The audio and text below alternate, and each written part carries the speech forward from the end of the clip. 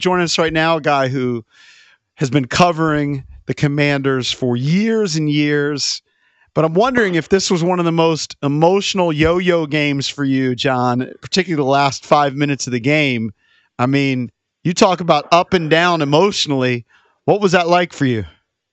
I mean, it was I don't know. How would you describe the last few minutes? Because you think it's going one way, it's going another, it's going one way, then they're going to tie it. And it's like the most remarkable, like, could you imagine if you're a Dallas fan and you end up going to overtime because you can't defend a pass play like that to McLaurin, right? Like, how do you allow an 86-yard touchdown that? And so there were just so many swings. But even that one, like, even after that one, I'll be honest, the way that game went, you kind of had a feeling the extra point was going to be missed. Yeah, because especially he had missed one earlier and the 51-yarder, you correct. can kind of, but like correct. Following up on that, good on the 51 yard. Yeah, you can miss it. It was great. It didn't look good at all. It didn't look good at all. The first one. Was there any talk of Gonzalez maybe playing like halfway through the week if Seibert wasn't 100% ready? No, there wasn't any talk of that, and Seibert said he felt fine. It certainly didn't look like the same operation. The snaps were low. There were a couple. Tyler Ott has been really good as a long snapper. There are a couple snaps that weren't as good as he's been. The first, I think, on the extra point miss, it was low, but it was also. It's not like that's the first time that's happened to in an operation like that. And Tressway is a great holder and had it down. So.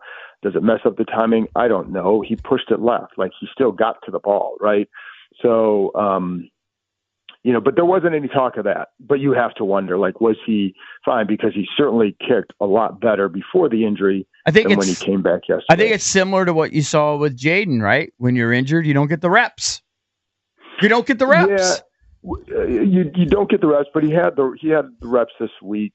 Not but the yeah, same. you don't. Yeah. And I know, but it's I don't know how much that affected all of it, but it did not. I mean, listen, you can look at anything with that and wonder because it didn't look good. Like, he looked good all year. I know, he looked like a totally different guy. Yeah, yesterday did not. I mean, again, the 51-yarder that was missed was bad. Of course, I tweeted about how great he was, and then he had his worst game. You cursed him. All right, let's get to the larger thing, John. We've been talking about this for the first hour of the show, but want your opinion. This offense has sputtered. Yeah. So I went through 3-and-outs. In the first 9 games, they only had 12 3-and-outs. They've had 12 in the last 3. If you looked at punts in the first 9 games, Tressway only had 19 punts. He's got 17 in the last 3. You watch film, you look back at games. What is kind of your larger picture takeaway of what's happened with Cliff Kingsbury's offense? So a couple of things. One, first of all, like, it's one thing. Pittsburgh and Philly have good defenses. Not that that's always an excuse, but it's a reality. Like, you're facing a better defense. You're like, okay, and Philly, they really got stopped, and Pittsburgh, they 27 points, whatever, and there were opportunities. And like, Pittsburgh, I didn't feel as bad about because they had more opportunities. It was just like, you missed this throw, you dropped this one, you missed this block. Like, there were several plays where that game is different if one of those plays is made, right? So, but the point is, they were there to be made, and so that felt different. Last week it was bad, and then yesterday it was bad, and Dallas does not have a good defense. They do not do a good job stopping the run. They did yesterday. So to me, so much of it starts with the run game, and that has been non-existent the last few weeks. And again, I know you're facing good teams, but if you have a good offense, those are the teams you are allowed to do well against still. So I think it starts there, and they're getting put into worse situations on third down. And there's very little in the pass game that has looked the same as far as the rhythm and the timing of everything. But I do think some of that is like the run game is not as effective. They're also not running as much tempo, and they did a little bit yesterday, but they haven't been able to get to that as much. And whether that's a byproduct of not being in good situations, not converting on third down, those are issues because they seem to like to do that after third down conversions, right? So, it all adds up. But it's, watching it again, like Dallas, Philly didn't do it as much, but most of the last however many games, Chicago, Giants, Pittsburgh, like they're blitzing more than they do in other games. And Dallas I think they had 16 5-man rushes yesterday, which is their season high. Now, on those, like sometimes at times it felt like the Tampa game where you felt like the line was getting fooled more than as much as sometimes definitely beaten. But they did the same stuff. They're chipping the edges. The backs are in, for blitz pickup. One time, the back doesn't see the blitz coming off the edge. And so off the other edge. So like but I think to me, it goes back to the run game. It has not been good, and it's turning them into a one-dimensional team. And then it's getting into more third and longs, and then they're blitzing more. And whether it's forcing a quick throw, a sack, a scramble, whatever. So it's certainly way out of rhythm. And, again, you can look at it and say, oh, Philly's really good, short week. This was not a short week. This was and this was not a good defense. And this was not a good run defense, and they didn't get it done. And I know they ended up with over 400 yards, but we know the true story. Yeah, they had 9 points with 4 minutes to go. Hey, John, they were averaging 3.9 yards per pass midway through the fourth quarter. Yeah, not great. A team is never needed to buy as much as this Commanders team, which they're getting in Week 14, and that's insane that the NFL has buys that late. But that's another story. But 3 years in a row. I know it's crazy. But you touched on the running back room, and I mean, scary scene with Austin Eckler being helped off the field. I mean, that both teams kneeling at midfield. I mean, terrifying. Hopefully he's okay. But Brian Robinson gets folded over early in the game. They released Chris Rodriguez. Like that running back room going forward, at least for the next week, it just there's a lot of question marks there. How do they attack that going forward? Well, you can bring Rodriguez back. Yeah. That was designed to create a spot for Javonte Jean-Baptiste, and he can go right back to the practice squad. But now you're going to need him. Depending on what we hear about. I mean, it did not look great with Eckler. I know he went to the hospital last night. They said out of abundance of caution, but that was a scary scene. And if nothing, I mean, it would be surprising to see him back out there this weekend. But with Robinson, I don't know. What we know is that he's had multiple injuries this year, and he couldn't go back in the second half. So you have to wonder about that. So Rodriguez can come back in, right? And you still have McNichols, so they have Michael Wiley on the practice squad, so they have options. It's just not, it's not the same, and that it's a hit, and it's the wrong time. Plus the other problem is too, the line is banged up. That to me is as big a problem as anything. And Biotish had to go out was evaluated for a concussion, but he's been dealing with some foot stuff, and Wiley is in concussion protocol. That is another one. So there's a lot of issues there. You're right. Like they desperately need a buy, but I think it also highlights too, like just how the need to build really good depth for any team. Look, it's hard to do. It's hard to do in 1 year. The bottom line is that it's a regression to the mean. We lost to a bad team. It's been trending this way. You can, as JP points out, you can even go before, like with the Bears. We had to pull that out of our butts.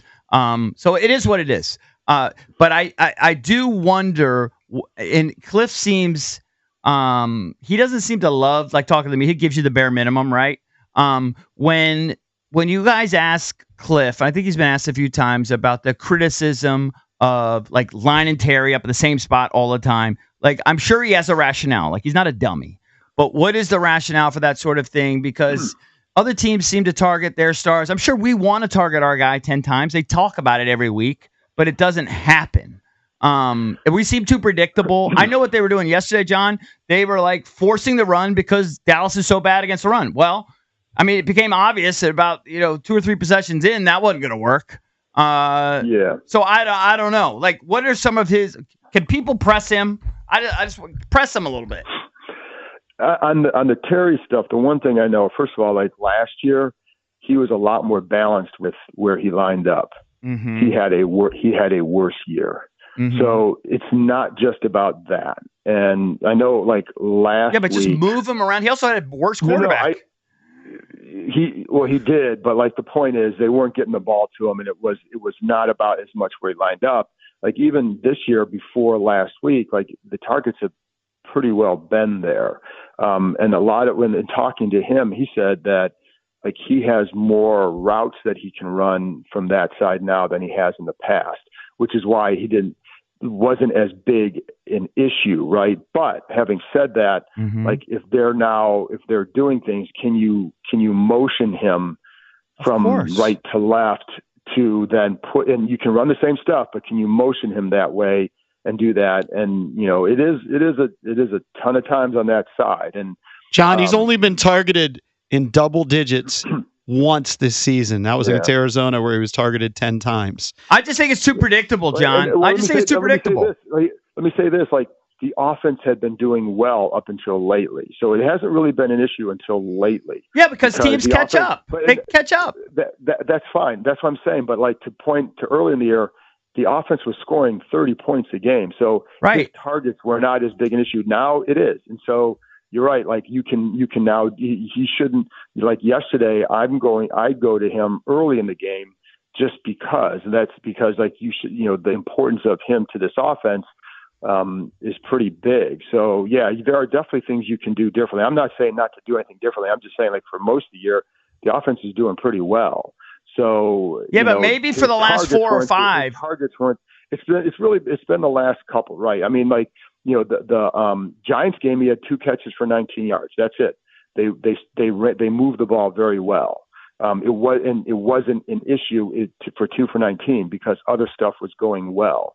And it's still kind of an issue, though, don't you think, John? Because he's our best player. No, it is. It is. But I'm telling you, like they were scoring 30 a game with him doing the same thing. So lately, it is an issue.